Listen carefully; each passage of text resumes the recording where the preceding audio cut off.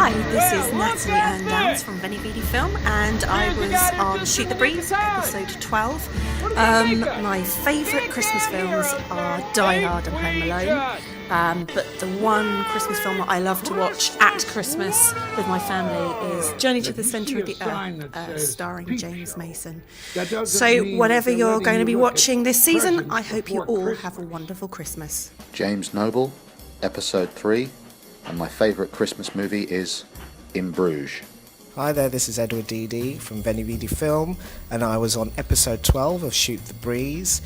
And my favourite Christmas film would be Scrooge, and my favourite Christmas film to watch at Christmas would be Jumanji. Have a good Christmas. Shoot the Breeze about all things film and television. I am Marcus E. Acko, and my favourite Santa in the movies is David Huddleston from Santa Claus the movie. I'm Laura Sampson, and my favourite movie Santa is actually the same one.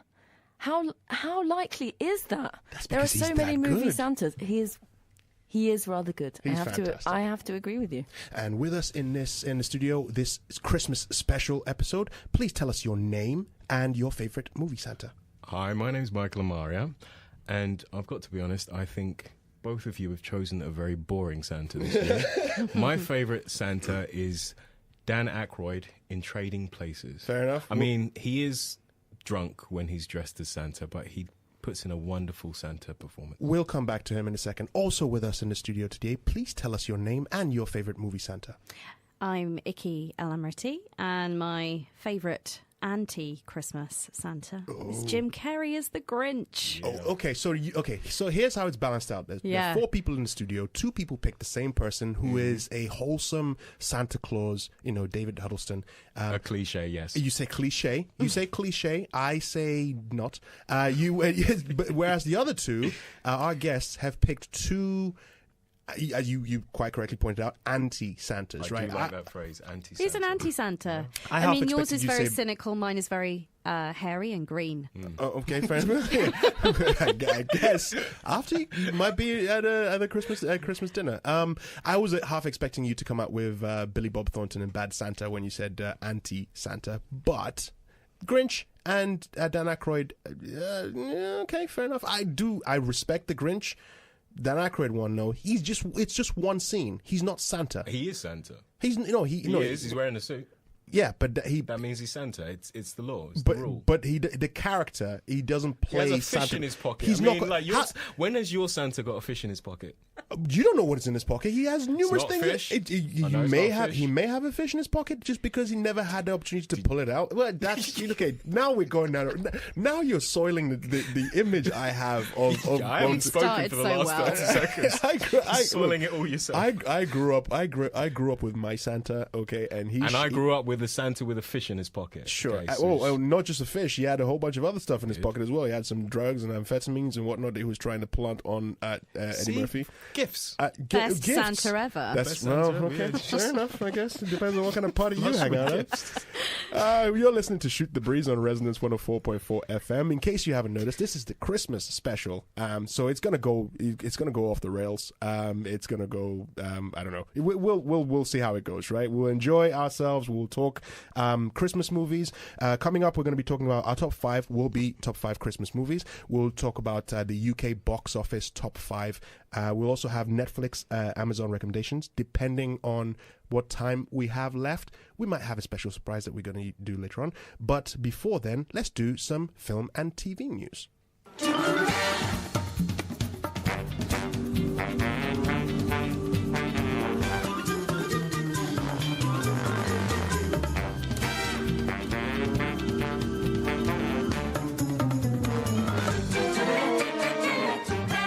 So, for film and TV news, Golden Globe nominations for 2018 came out last week.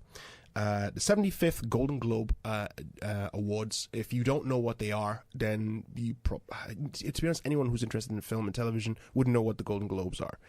If you don't, please Google it and find out what the Golden Globes are. They are basically an awards festival that comes before the Oscars. Kind of like, while people may disagree with this, it's sort of like the stepping stone towards the Oscars. Some that get nominated to the Golden Globe will then will appear in the Oscar nominations. Although there have been like the whole controversy because the people who pick Golden Globes are the foreign press, and there's the whole thing about they've done it.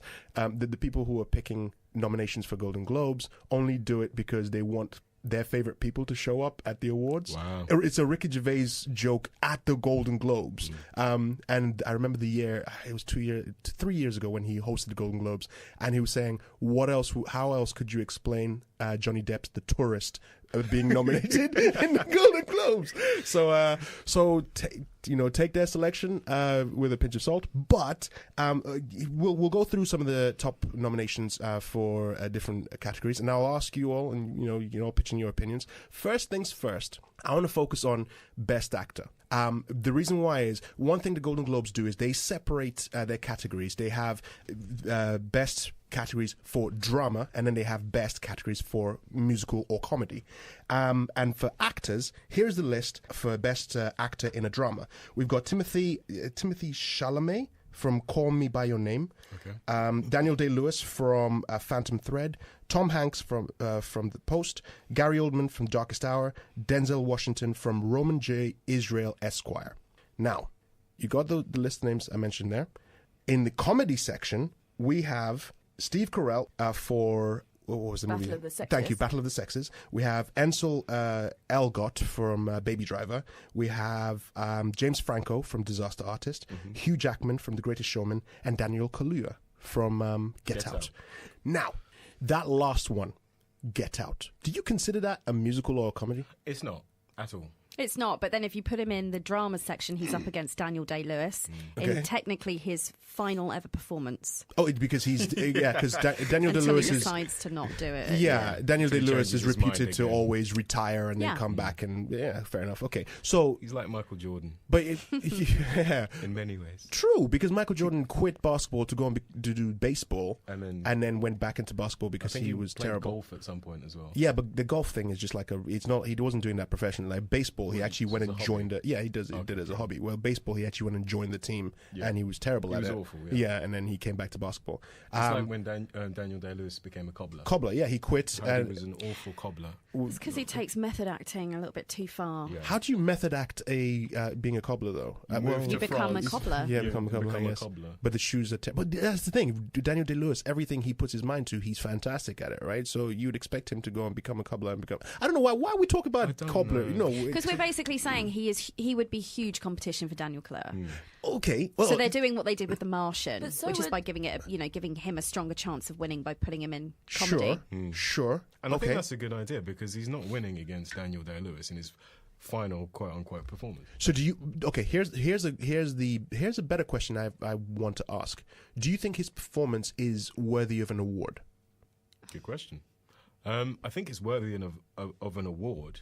Best drama performance, in my book, probably not. But that's the thing. His performance in that movie was a dramatic performance, and the movie itself. I mean, yes, it was funny in certain areas, but I wouldn't consider that a comedy. No, it's not comedy. So, I mean, I love Get Out. Don't get me wrong. I love Get Out, and I think it should get as many awards as it can. But it's just the fact that he was nominated in that particular position. I mean, I want him to win. I want him to win that category. And my personal opinion is that I agree with you completely. You put him in the drama category, he's not going to beat Gary Oldman or Daniel Day-Lewis or Denzel Washington, exactly, right? So he's not going to beat them. But sorry to interrupt, man, but is part of the problem, and it's a good problem, is it that Get Out isn't like anything else? Do you see what I mean? What category would you put that film in? I would have put it in drama. You think it's a drama? Absolutely. But It's a isn't drama. I mean, it has drama in it, Yeah. but it's not a straight drama, is it? If anything, it's a horror. Rather, it's a There you go. psychological horror. Psychological horror, drama. There are funny bits in it. It's its own thing. Yeah, but there isn't a category for psychological. It's like you've got so the you options put that are in there. the musical and comedy.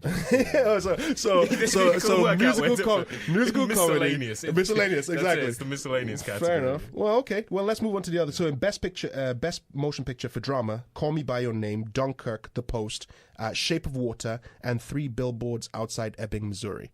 Now, which ones do you think? Are gonna? It's so annoying to have to choose between all of these things when only 2 of them have been out on general release. Sure. Okay, I see your point. 3 Billboards isn't out yet. No, that's true. Although it did come to the BFI London Film Festival for one show. It was Shape of Water. Shape of BFI, Water as well. Okay. But the only ones that lots of people have seen are the Dunkirk. first 2. Yeah, Dunkirk and Call Me by Your Name. And you see, that's another thing. It's sort of, that kind of hurts it as well, because when something like 3 Billboards comes out and Shape of Water and The Post, when they come out closer to the award season, rather than something like Dunkirk, which came out 6 months ago, people have forgotten about it, right? And how does that then weigh in? I mean, how does that affect? Because I personally think that Dunkirk should probably take it. Even I think Dunkirk would take it, even though from the trailers I've seen from 3 Billboards Outside Ebbing, Missouri, I would want that to take it because of the caliber of the writing, the directing. It's Martin McDonagh. I loved his stuff. He's like In Bruges. He did 7 Psychopaths, which people didn't really like that much, but I liked it. And the people in it, you've got Woody Harrelson, you've got Frances McDormand, you have Sam Rockwell, who are all like fantastic performers. So the script alone, you hear the dialogue. His dialogue is I put him as high up as Joss Whedon, Aaron Sorkin, etc. Because of Tommy Wiseau. And we'll come to Tommy Wiseau. Yeah. I think absolutely. Why is he not nominated this year? Some modern day Shakespeare. Well, absolutely. So your point is valid as well as the fact that those movies haven't come out yet, so we haven't watched it and are able to judge it. So we'll see. Anyway, so that was drama. In comedy, we have what do we have? Yeah, there we go. We have Disaster Artist. Speaking of Tommy Wiseau, Get Out, Greatest Showman, I, Tonya, and Lady Bird. Now, I, Tonya, I don't see why that's a comedy because, again, I haven't seen it, so I don't know if they're going to make it funny. I don't think it's going to be funny. It's about Tonya Harding, with, the ice skater with Margot Robbie. Yeah. Right. No, it's a biopic. Yeah, isn't it? exactly. And the subject matter's not funny. That's at all. my If you- point. Maybe they- Tonya Harding got kicked out of the sport, didn't she? Because she crippled the competitor who was actually going to advance rather than... Well, maybe they handle it in a very humorous way. Oh, okay. The crippling- the trailer does have some funny moments. Okay. It's definitely pitched. I wouldn't say as an out and out comedy, but there's a certain edge to it. Okay, fair Yeah. enough. Hey, I'll take your word They've for made it, her because- really quirky. Let's just say that. Okay. And Margot Robbie's kind of quirky, so she can probably pull that off. Anyway, fair enough. We'll move away from should it be considered a comedy or a drama? But that's basically what you have in competition there. I just have to say right now, though, that I really cannot wait to see Lady Bird. Yeah, It's been nominated in lots of different categories in the Golden Globes and in the Screen Actors Guild Awards. Yeah, and it's had a not lot out of here yet. It's had a lot of press. It's out in America, and all I get feedback from people is just it's amazing, it's fantastic, and it's Greta Gerwig that directed it, and it's sort of. Yeah, absolutely. I'm looking forward to seeing that as well. I saw one little clip of it where Saoirse Ronan is in a car with Laurie Metcalf, and Laurie Metcalf is sort of like giving her a nagging speech or whatnot, and then she just literally just opens the door while the car's moving and just drops out.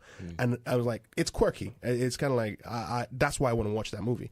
But yeah, it's not out here, so unless we head over to the States, we can't see that movie yet. So I'm quite tempted to actually do that. you're going to head over to the States? Okay, head over to the States, take us with you. We'll go watch it. You're listening to Shoot the Breeze on Resonance 104.4 FM. This is our Christmas special. I am Marcus E. Acko. And I'm Laura Sampson. With us in the studio, we have Michael Amaria and Ikki El-Amr, two of our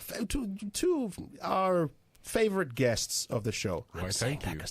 Exactly. Everyone else, we like you guys. But Doesn't mean any less to me. Pick on here. I don't know about you, Ikki.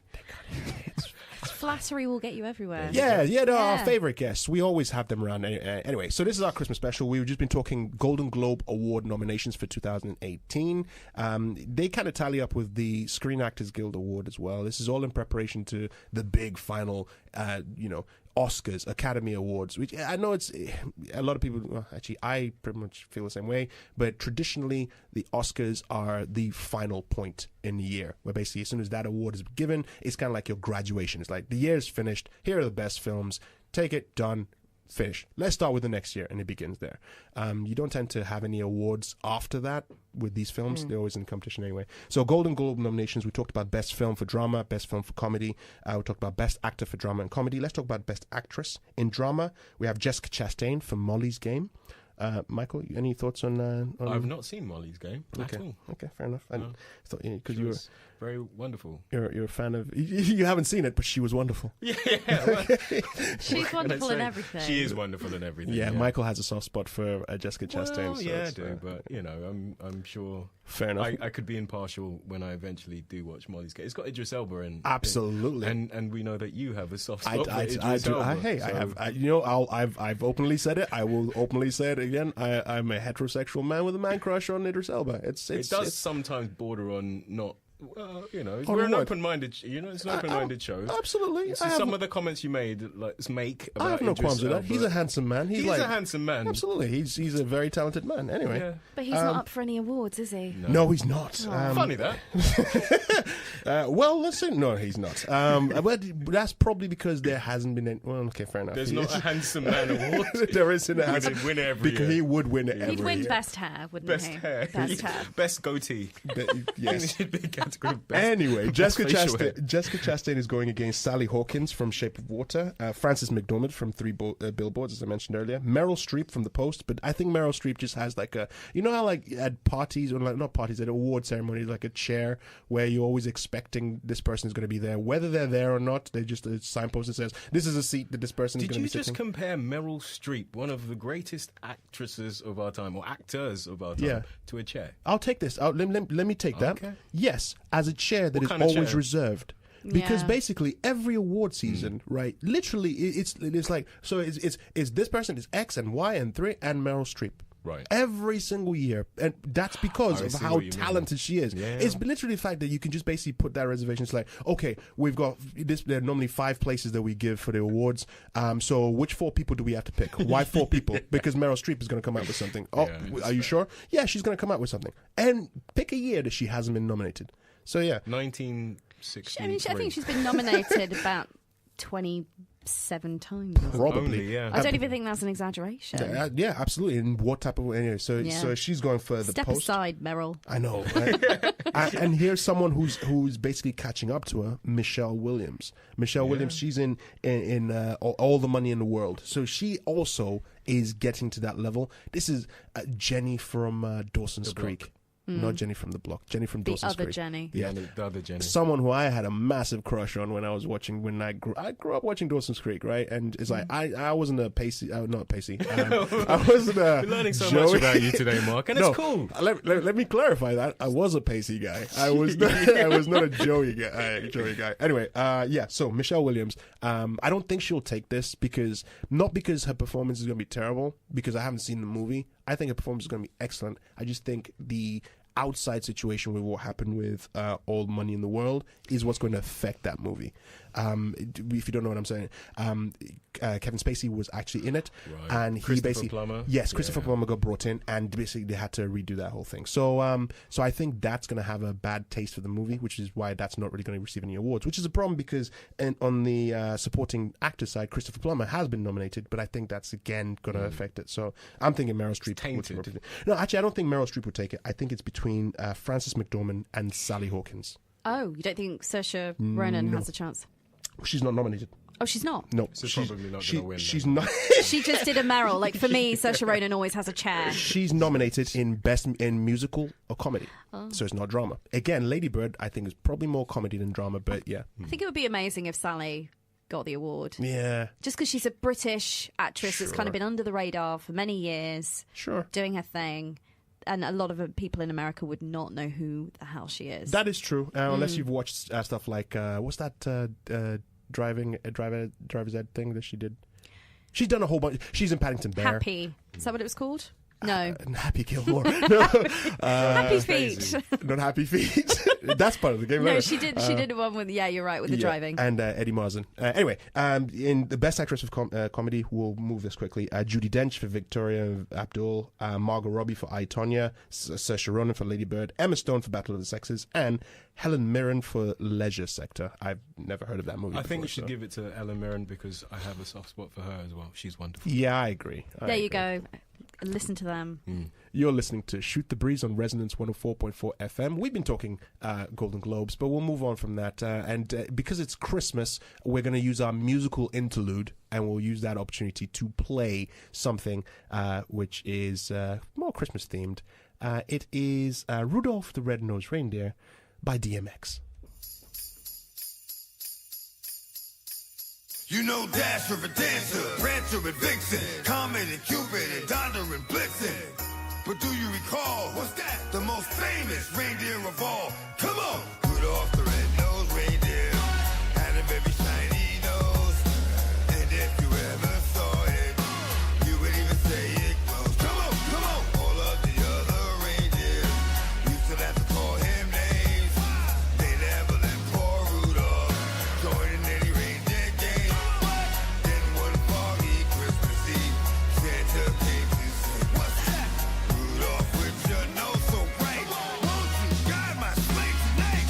Then all the reindeers loved him, and they shouted out with glee, Rudolph the red-nosed reindeer, you go down in history forever. You go down in history forever. You go down in history. You go down in history. You go down in history. Now get it.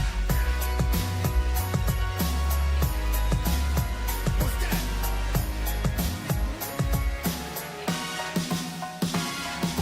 Then all the reindeers loved him, and they shouted out with glee, Rudolph the red-nosed reindeer, you go down in history forever. You go down in history forever. You go down in history. You go down in history. You go down in history. Now get it.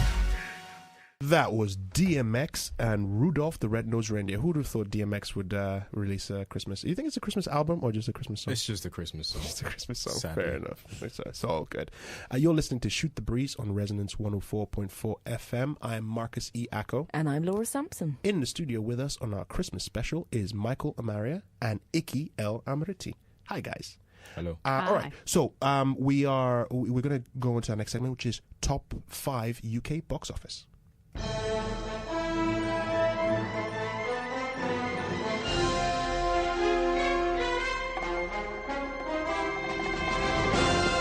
Now, most of these movies, we've already talked about them over the last few weeks.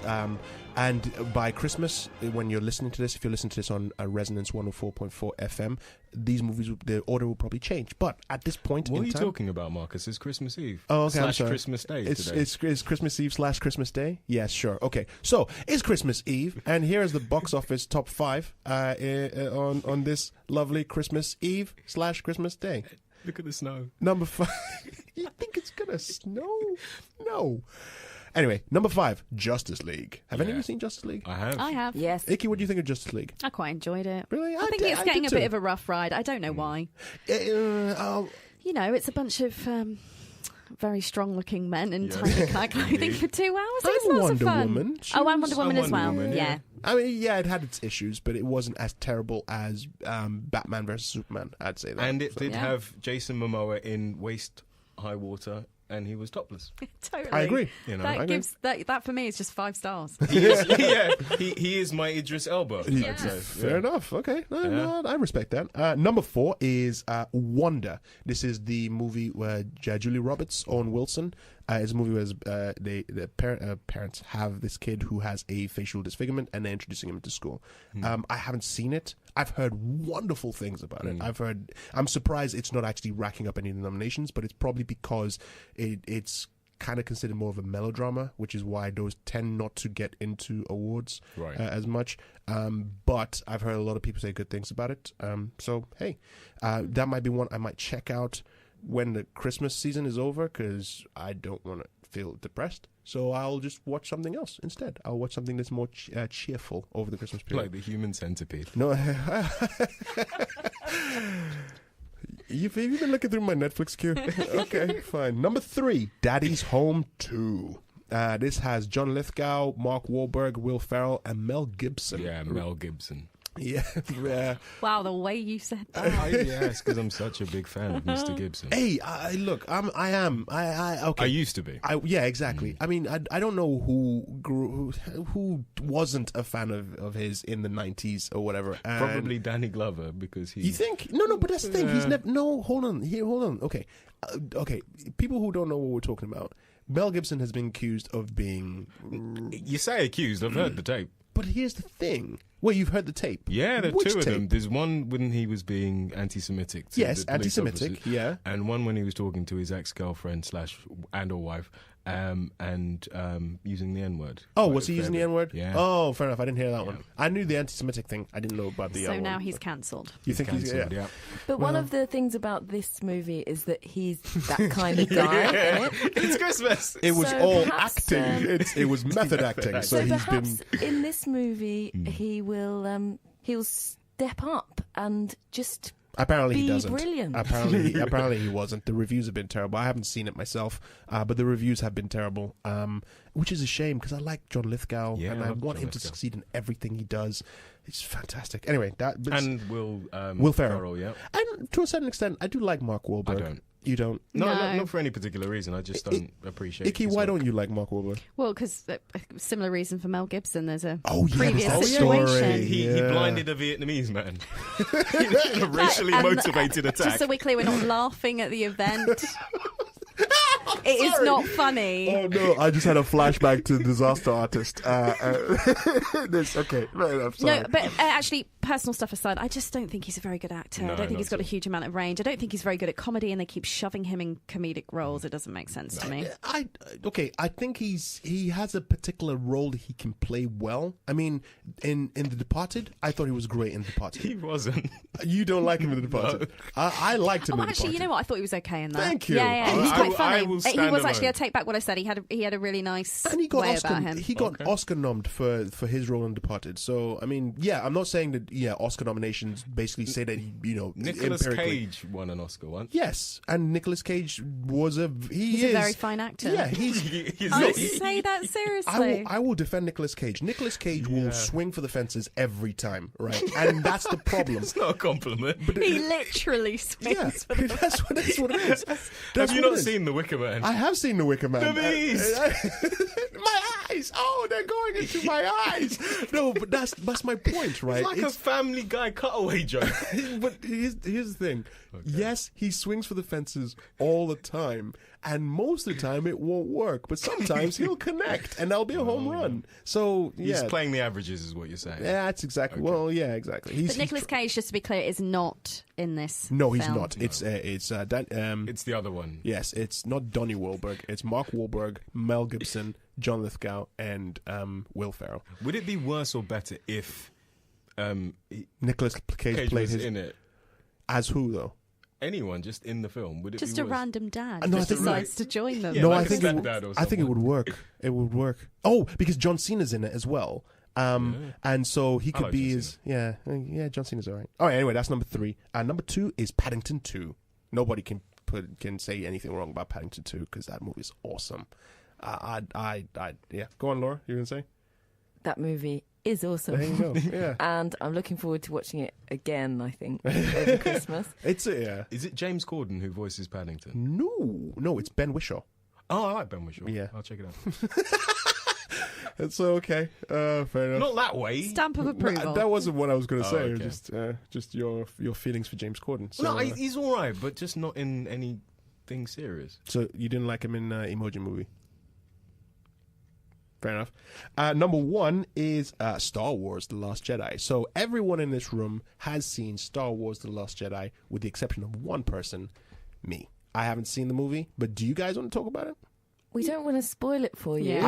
I can sit in the corner and close my ears.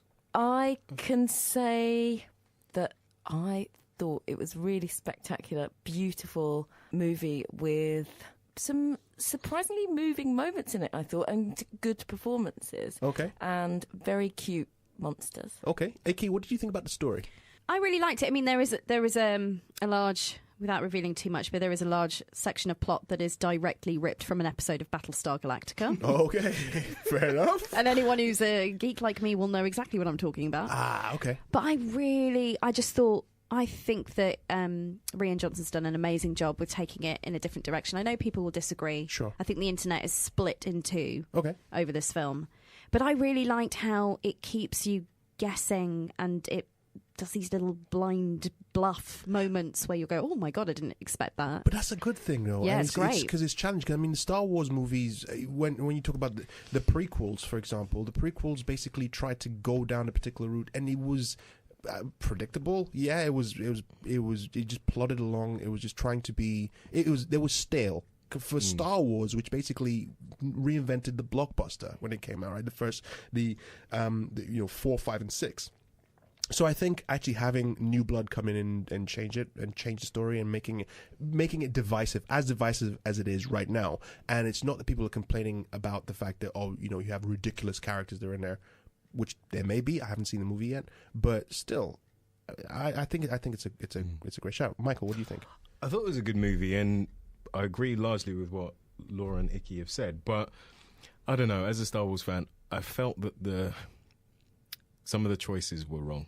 Okay. So it's a good movie. I enjoyed watching it, but in terms of the character development, in terms of, plot points and stuff, I didn't like most of them. So not acting choices. Performances were brilliant. Visually, the film was great, and I did think some of the creatures were very cute. Not all, but some. Fair enough. Especially the foxes. They were amazing. Fair enough. Nice. I've heard Foxes quite a number of times, so I need to check it out. I'm this weekend. It's coming. I'm going to be watching it with Jacob, and Jacob's going to be doing because I'm introducing him into this line of business. So he's going to have he's going to have his own YouTube channel called What Jake Watched, and that's going to be the first episode. So he's going to talk about that. So nice. Okay. So we'll have a. Oh, okay. So in that line, and here's something I did want to bring up in a conversation, which is great to jump off the point. You three have watched it. Yeah. Do you would you recommend that a 7-year-old watch this movie? Yeah. It's quite long. If they can follow the plot. Yeah. No, Jacob can't. He's my 7-year-old, and there are other parents out there who are probably asking exactly the same question, who want to see this movie, but are thinking, I have a child who's under because is it a 12A or is it a PG? It can't be a PG. It's not a PG. I think it's 12A, but I don't think there's anything in there that is disturbing. No, that's fine, because 12As are usually basically you can go if you're under 12 as long as you have parental whatever, someone's older is there to accompany you. And so I wanted, because parents out there who have kids who are between the ages of 6 and 10 and 12 may be wondering, can they take their kids to go and see this particular movie? So that's great. I think so. I would have. Sorry, Laura, go ahead. Sorry. I would have been quite disturbed around the age of 8 or 9 by how many people are blown up. Okay. You kind of get a view of them flinching away from an explosion, but the way they set it up in Star Wars is that that's happening all the time. Sure. And sometimes these huge explosions go off and the right people just get blown over to the other There's side one of bit the where room the and get back up explosion again. doesn't matter at all. Okay, fair enough. So the right people get killed and the wrong people. Yeah. No, okay. I would like to say one final thing about Star Wars, and just qualify what I was saying before. It's a good film, but I feel like the potential that was there for each character in The Force Awakens wasn't realised in The Last Jedi. Okay, fair enough. Sad. You're listening to Shoot the Breeze on Resonance 104.4 FM. I'm Marcus E. Acko. And I'm Laura Sampson. This is our Christmas special, and in the studio with us we have Michael Amaria and Ikki El-Amr. So we have just gone through UK box office top 5. Let's move on to the next segment, which is our top 5 favourite movies and films and TV.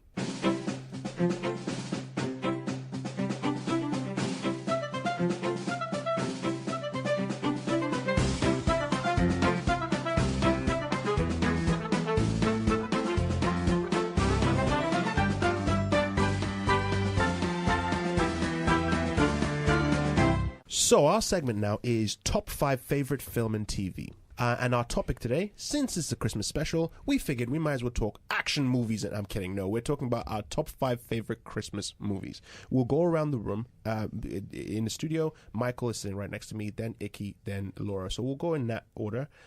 Michael, what is your number 5 and number 4 favorite Christmas movie. My number 5 favorite Christmas movie is The Nightmare Before Christmas. And I know some people will say it's a Halloween movie, including the director of the film, Henry Selick, but he obviously doesn't know what he's talking about. That's fine. It's definitely a Christmas movie. And my number 4 is technically 2. It's The Snowman / Father Christmas, which are based on Raymond Briggs' books. That's the Snowman. That's It's the one, not Christmas unless you hear Walking in the Air. That's the one that David Bowie does the intro to it, right? I don't think so. Yeah, because it's Possibly, it's the beginning. The beginning of the movie, you see David Bowie walk into this cottage, and he Yes, does the whole yeah. whatever, and then it goes into the snowman. Oh, good choices, Yeah. excellent choices. Ikki, what are your number 5 and 4? So number 5 is Kiss Kiss Bang Bang. Oh, Because did I be? Yeah. No, it was on the honorable tip of your mention. tongue. It was honorable mention. I had that listed in my list. I was like, should I I had put to this in shove there? a Shane No. Black in there because he's got this thing about selling all his films during Christmas, which I Yeah. really like. Yeah. Loved that in Iron Man 3. Sure. Which almost made it into my top 5. That wouldn't have, but yeah, okay. But it's just so witty and fun and beautifully cast, beautifully scripted. It's just a great Christmas film. I agree wholeheartedly. Yeah. And number 4 is a bit cheesy, but I love it. Love Actually. Oh, yeah, that's cool. I want to hate it. Thanks for the support. I want to hate it too, but whenever I see it, which is, I think, every Christmas, Yeah. I really love it, especially the wedding where they all get up. and That's they at the do their- beginning, right? Where, what's his name? David Linden Hall? Yeah, Oh, David yeah, Linden, that's he's, so he's sadly no random. longer with us. I Yeah, know. I know.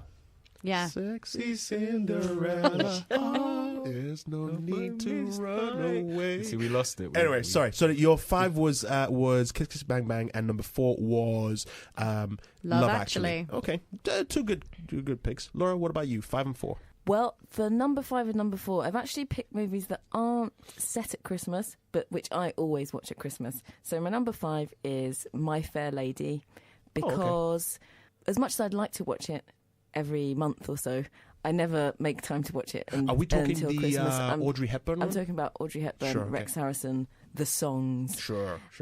and I don't think I need to explain it any further. No, I love that movie. It's a good pick, yeah. And bold choice for going outside of Christmas, so yeah.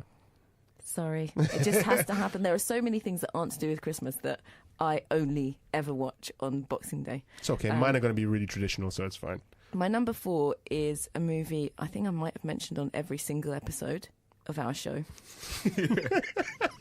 It's a movie that I now only watch at Christmas, and it is The Never-Ending Story. Which I Wonderful still have movie. not watched. You and- soulless monster. Nah, I know that's fine. you need to see it. It's like the 80s personified. Yeah, It's so good. I'll put that on my list. It has of never to everything. watch. It's Especially right there. for book nerds, Yeah. particularly. It's all about how stories aren't just things that you read in the book and then close the book and put the book away.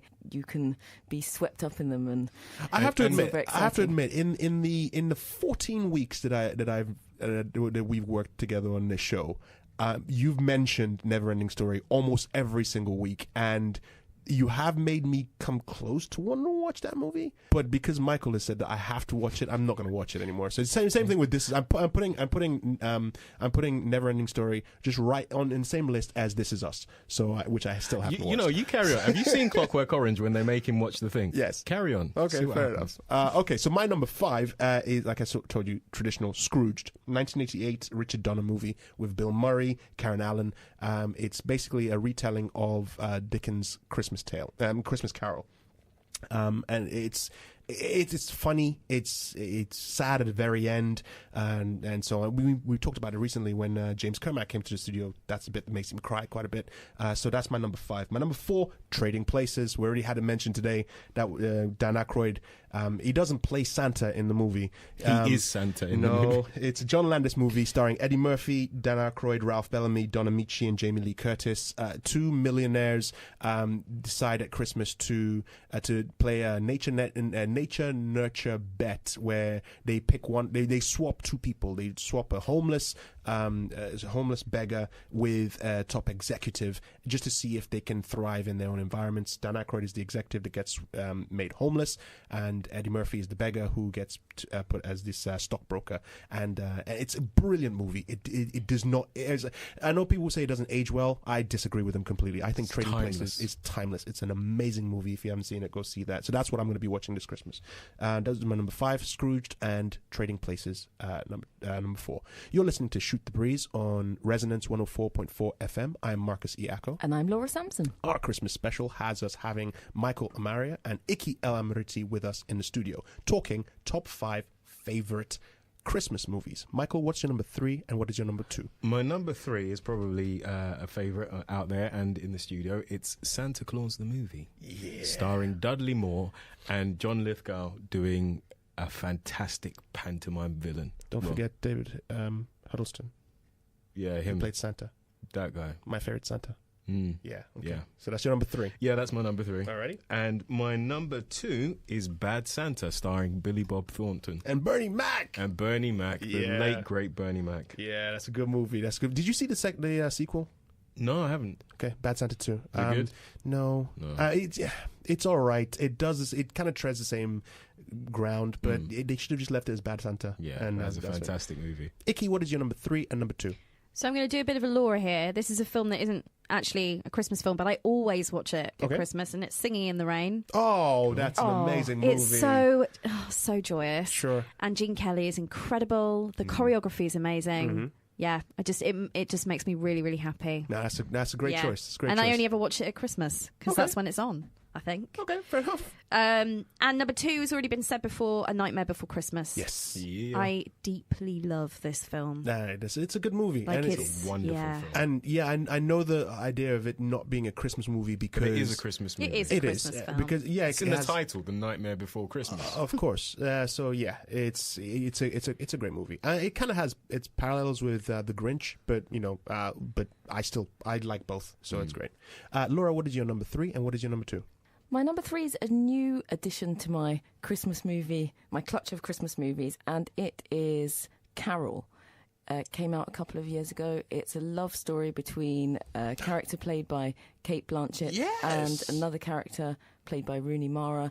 Their eyes meet over a Christmas display in a New York department store.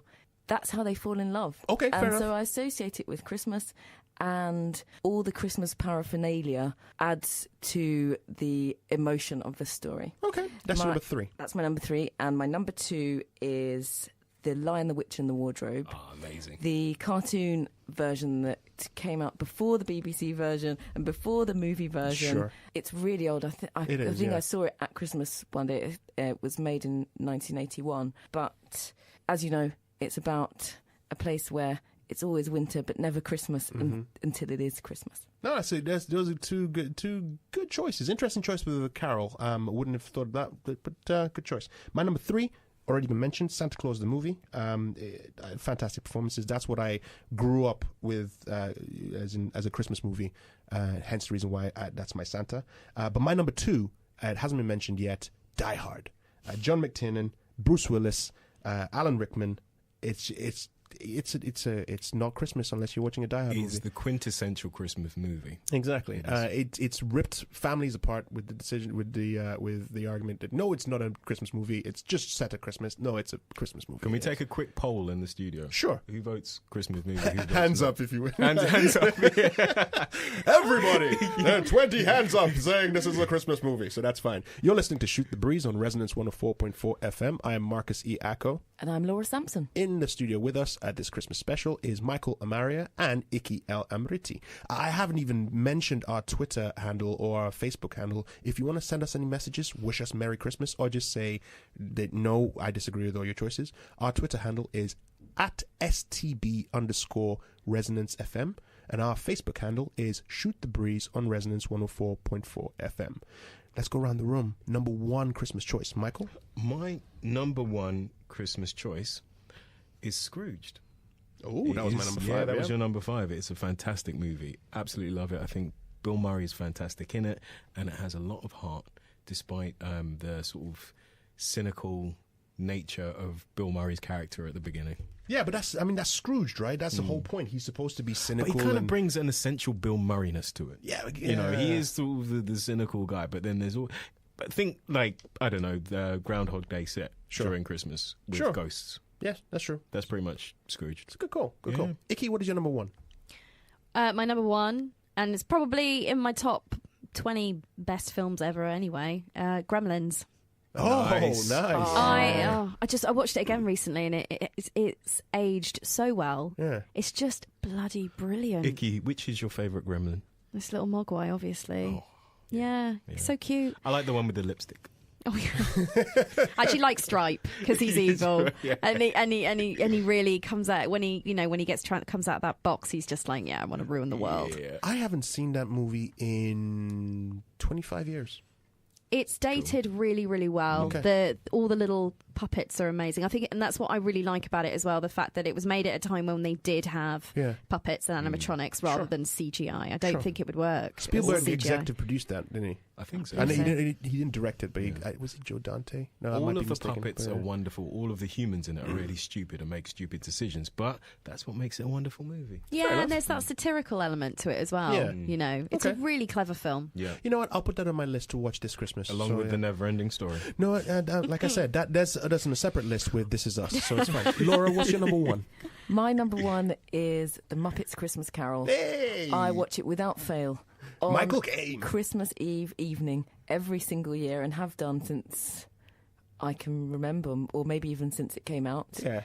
It's got all the best Muppet characters. It's got Michael Caine playing Scrooge in a really strangely straight way for a Muppet movie, and I can't think of anything bad to say about it. No, it's a good call. I mean, you have a Christmas Carol that's run through. I mean, we had Scrooge that we talked about, and you can't have Christmas without Christmas Carol. And Muppets do it. You know, they bring that sort of really heartfelt. They anything they do, usually it's sort of, I say anything. When they hit their stride, it was heartwarming, it was honest, it was lovable, and it just stood the test of time, which is why Muppets have been going since the 70s, and they're still popular today. The fact that they came back and they, had the Muppet movie and Muppet Movie 2 and so on. Muppets just make everyone happy. Well, I say everyone. There are probably going to be people out there that say, no, it's ridiculous. But as Michael said, you don't have a soul. But that's fine. Whoever you are. Anyway. What's your number one? My number one, It's a Wonderful Life. Frank Capra, 1946, Jimmy Stewart movie. And I remember the first time I watched it, it was Christmas Eve 2001. Sorry, Christmas Eve 2000. I was sitting at home, flicking through TV channels, saw it had just started. It was around midnight, and I sat and I watched it, and I cried my eyes out. So what you're saying is it's as movie. Pedestrian as your choice of Santa. If you want to say that, Yeah, if cool. if you feel free to pick that, but no, It's a Wonderful Life is for me my number one Christmas movie of all time. I did think at one point to swap it with Die Hard, but I was like, nah, no. The moment But there are no machine guns at in the very A Wonderful end, Life. at the very end when the bell rings and that kid tells like, oh look, every time a bell rings, it's fit. And he says, yeah, Clarence. I'm like, take my money. And this is a man who won't watch The Never-Ending Story. I won't watch The Never-Ending Story. Right. I'll watch The Never-Ending Story the day I finish watching This Is Us, which is never. You're listening to Shoot the Breeze on Resonance 104.4 FM. I'm Marcus E. Acko. And I'm Laura Sampson. And with us in the studio, we have Michael Amaria and Ikki El-Amr. We've cycled through what we normally tend to do on the show. We have some time left. Laura, how much time do we have? I think we've got about 10 minutes. We've got 10 minutes. Okay. Here's what I'm going to do. I'm going to do something controversial. We normally tend to do on the show Netflix and Amazon recommendations, but I'm going to strip that out. We're not going to do that today. Oh, no. There's so many amazing costume dramas coming on. I did all my homework. Did you? Yeah, same. Do you No, guys we want just to do talk it about quickly. Do you want to do it quickly? Yeah. No. Anyway, here's why. I'm kidding. Do you guys want to talk about? You want to do? Michael, do you have a Netflix or Amazon? Yeah, I've been recommendation? rewatching The X-Files. Okay, It's wonderful. Is that on Netflix or Amazon? It's on Amazon. Amazon. Okay. Ikki, what about you? I want to do a little plug for Search Party, which is on all four, actually. Search Party. What's Yeah, Search Party? it's really good. It's got Alia Shawkat from Arrested Development in it. It's Okay. a very kind of New Yorky, hipstery. Yes. I heard about that It's one. Yes, very good. And it's on all four. It's on all four, two Good. seasons. Okay, fair enough. Laura, what about yourself?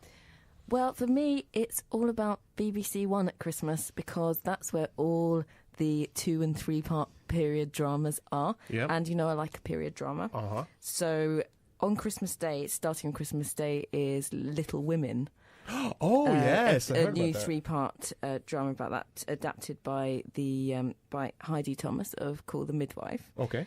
And there's also the following day is the dramatisation of Jessie Burton's best-selling novel The Miniaturist, and it's something I've been waiting for a long time. They both got beautiful costumes, and I'm going to be sitting eating cheese footballs watching those. Okay. Fair enough. For me, I'm gonna go Netflix. It's not Christmassy. It's far from Christmassy. It is something that I caught recently, and I've been going through it. It's Dear White People, the TV series on Netflix. I watched the movie a year ago with Tessa Thompson, and I thought she was phenomenal in that. That's where I first really found Tessa Thompson. She's not in the series, but a lot of the actors who were in the series, in the film, have come back in the series. Watch Dear White People on Netflix. So we have, you say now we probably have 5 minutes to go. Just a bit more than 5 minutes. Just a little bit more than 5 minutes. Now, we do have some podcast extra. Hi, this is Natalie Ann Downs from Veni Vidi Film, and I was on Shoot the Breeze, episode 12. My favourite Christmas films are Die Hard and Home Alone, but the one Christmas film that I love to watch at Christmas with my family is Journey to the Centre of the Earth, starring James Mason. So whatever you're going to be watching this season, I hope you all have a wonderful Christmas. James Noble, episode 3, and my favourite Christmas movie is In Bruges. Hi there, this is Edward Dede from Veni Vidi Film, and I was on episode 12 of Shoot the Breeze, and my favourite Christmas film would be Scrooge, and my favourite Christmas film to watch at Christmas would be Jumanji. Have a good Christmas and New Year. So, here's what I want to do. Ikki, do you mind just picking one of these and just... Okay, you're passing over. Okay, so we're going to play a game. So I'm going to pick one? We're gonna pick one. We're going to play a game. It's basically... there's probably a name for this particular game or a term for it, but basically what it is you're going to read the category, and it's basically... We're going to go around the room and name a film that meets that category. So, for example, if you say name with animal in the title, then we all have to go around the room, and we have to pick names of movies with animal in the title, like Bird on a Wire or Fox's Tale or whatever. So, what is the category that you've picked? A film with a number in the title. Oh, no sequels allowed. Nice. Okay. So, all right, you ready? Okay. Just give you a couple of seconds to Who's starting? So I'll start if you don't mind. And we'll go Michael and then Ikki and then Laura. Okay. Ocean's 11. 12 Monkeys. 7. It Takes Two. Oh, nice. 13 Assassins. 5, 4, 3, 2. Snow White and the Seven Dwarfs. Nice. 2 Men and a Baby. Oh, nice. 47 Samurai. 47? 37. Oh, no, I know what you mean. I know which one you mean. Oh, dear. I'm messing. Okay. 37 Chambers of Death. Oh, I'm going to... 7 Samurai, Cool. then. Fine. 37 Chambers of Death. 47 Ronin. 13 going on 30. Magnificent 7. 30 Days of Night. 28 Days Later. Oh, I've gone blank. 5, 4, No, 3, can't do it under the 2, pressure. 1. Oh, Ikki, you dropped out. Okay. Damn. Laura, your turn. I'm pass as well. I can't think of any more. Every time we play this game, it always ends up with Michael and it's Michael and me ended up always finals. So, how much time do we have left? 5 minutes. 5 minutes. Okay, so here's what we're going to do. We're going to change it. Cool. Great. Okay. I don't know. I don't know what I Ikki or Laura, can you pick one of these? Ikki, Laura, Mark's got dishonest fingers. It's only my left hand that has dishonest fingers. That's a horrible image. You pictured it. Are you ready? Yes. A film title with a country in it. Okay, Oh. Michael, would you like to go first? This is England. American Beauty. Team America. World Police. American Sweethearts. Once Upon a Time in China. 7 Years in Tibet. 5, 4, 3. Last King of Scotland. Brazil. Once Upon a Time in China too. Once Upon a Time in Mexico? Once Upon a Time in America. 5, Do-do. 4, Do-do. Do-do-do-do. 3, 2, 1, 0. Merry Christmas, Michael! Yay. Merry Christmas, Michael. Well done. Thank Yeah, you. that's very good. Michael is the winner. As always. Ah, dang it. In everything. In life. I'm gonna Beyond life. I'm gonna For beat life. myself up There's because I'm gonna always think next year. There was something about London, and I kept thinking London, but then I kept thinking London Calling. that's a TV show. No, The it's a film Chronicles with- of Narnia. That's It's in not a the country. country. Narnia It is in our country. dreams. Some people And- might say that about Tibet. Just Oh, controversial and political. I like it, Ikki. Chinese general. Australia. Oh no. Okay, fair enough. And that is a film with Colin Farrell. Which one? What I just said. Which one? Not in Bruges. You could have had in Bruges. In Bruges. Bruges is No, not a but country, Bruges, though. yeah, you'd It's have a to be in. principality or something. Yeah. No, it's just a city in Belgium. Belgium, Yeah, yeah. Okay. can't do. Yeah, I obviously didn't pay attention at school. It's okay. Well, anyway, that was fun. This has been Shoot the Breeze on Resonance 104.4 FM. I am Marcus E. Acko. I'm Laura Sampson. With us in the studio, thank you very much for joining us on this Christmas special, Michael Amaria and Ikki El-Amr. Just before, because we haven't mentioned Twitter handles, is there anywhere we can reach either one of the two of you, or not us, but anyone else want to reach you? Yeah, I mean, if you just attach a note to a carrier pigeon and just tell him to find me, Okay. it'll come straight. Excellent. Ikki, what about yourself? I've got a Twitter handle because, it's 2017. And you're a person. But I also do Foxmail as well. Okay, fair enough. It's at Ikki_IAG. Excellent. Thank you very much for listening to this Christmas special. And thank you to all of our guests this year. Absolutely. In the last, now 13 episodes. 14. This is our 14th 14 episode. episodes. Yeah. Don't forget, Jacob Acko was our 13th guest. So And what a star he was. he was. Yes, excellent. Yes, absolutely, Laura. You're absolutely right. Thank you for all our guests. Thank you to all our friends, family, fans who've been listening out there and continue to listen. This is going to be the last episode in this season on Resonance 104.4 FM. We are coming back in January or February with a new season. So stay tuned. Listen. Follow us on Twitter at STB_Resonance FM, or on Facebook, Shoot the Breeze on Resonance 104.4 FM to get more news as to when we're coming out. We've also got podcasts called Shoot the Breeze with Marcus E. Acko and Laura Sampson. You can find it on iTunes, Google Play, YouTube, etc. But until then, thank you very much for listening. And see you next year. Merry Christmas. To one and all.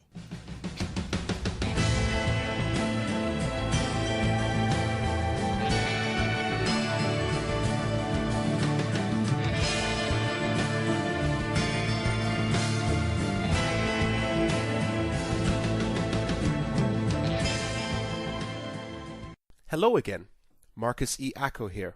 Just before we sign off for Christmas and say goodbye to Season 1 of Shoot the Breeze with Marcus E. Acko and Laura Sampson, I wanted to read a message sent in by one of our listeners, Stephen Hoare. Here goes. A year ago, myself and Johnny Preston recorded this song, and Wendy Preston sang it with my twins and 2 school friends. We didn't want trained voices, just innocent ones. It's about a soldier's child who doesn't want anything for Christmas, just peace and his daddy home, and isn't that the best gift we can give? Peace at Christmas. Unfortunately, Johnny passed away on the 21st of October this year, and I'd like to get the message of this song out in his memory. Thanks for taking the time to read this, and sorry for taking up so much of your time. Have a happy and peaceful Christmas to you and yours, Stephen Hoare. Now we're going to play this song just to wrap up this episode. The link can be found on YouTube and on SoundCloud. We'll put both links on our Facebook page, which is Shoot the Breeze on Resonance 104.4 FM, and we'll post it on Twitter at STB_Resonance FM. Thank you, Stephen, for sending us this link. And thank you all for making Season 1 of Shoot the Breeze a success. Join us in 2018 for Season 2 with a bumper crop of new guests and some returning favorites. Merry Christmas to you all, and in the immortal words of Billy Ray Valentine from Trading Places, Merry New Year!